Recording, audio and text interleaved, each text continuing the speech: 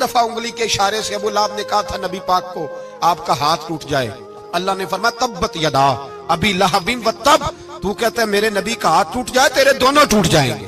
और सुनो अबू लहब का हाल क्या हो। अबू लहब का माना है अबू लहब शोलों का बाप, लहब शोलों वाला। क्या मतलब? अबू लहब इतना हसीनो जमील था कि उसके जो रुखसार थे शोलों की तरह चमका करते, इतना खूबसूरत था, लाल सुर्ख रंग था, खूबसूरत आदमी। अरब में जब गुर्बत थी तो इसके घर में उस वक्त भी 2 ईंटें सोने की थी। इतना मालदार आदमी और सरदार था सारे मक्के का, लेकिन नबी पाक की बेअदबी की। तुम्हें पता ही नहीं कि रब दुनिया में सबसे ज्यादा नाराज ही उससे है जो उसके रसूल का बेअदब है, सबसे ज्यादा नाराज ही उसी से। अबू लहब ना गया बदर के मौके पर, डर गया, कहने लगा मैंने नहीं जाना, मक्के में रह गया, ना गया जिहाद के लिए, मुसलमानों के खिलाफ ना निकला।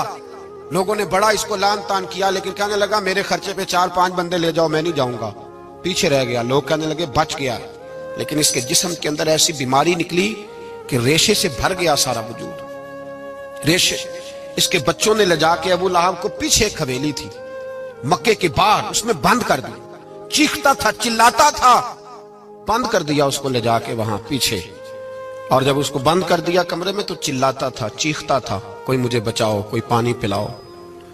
दरवाजा तोड़ के बाहर निकला तो चौक में मर गया अबू लहब। इतनी बदबू आती थी कि कोई करीब नहीं जाता था। चौक में लाश पड़ी थी। यह है मैयत किसी बेअदब की, मुंह दिखाने के काबिल नहीं, उनके दुश्मन पे लानत खुदा की, रहम पाने के काबिल नहीं है। चौक में लाश पड़ी है, तब्बत यदा अबी लहबिन व तब, चौक में पड़ी हुई है, कोई करीब नहीं जाता। उसके बेटों से लोग जाके कहने लगे तुम्हारा बाप था, शर्म करो। एक मुलाजिम को पैसे दिए उसके बेटे ने, कहा गड़ा खोदो और मेरे बाप को रस्सी के साथ पकड़ के उसमें फेंक दो। एक गड़ा खोदा मक्के की गली में और रस्सी के साथ पकड़कर, रस्सी के साथ बांध कर उसकी टांग को घसीट कर उस गड़े में डाल दिया, ऊपर से मिट्टी डाल दी, बदबू का वो ढेर बंद कर दिया। अबू लहब मक्के का सरदार था, पर जाने कहां मरदूद दफन है।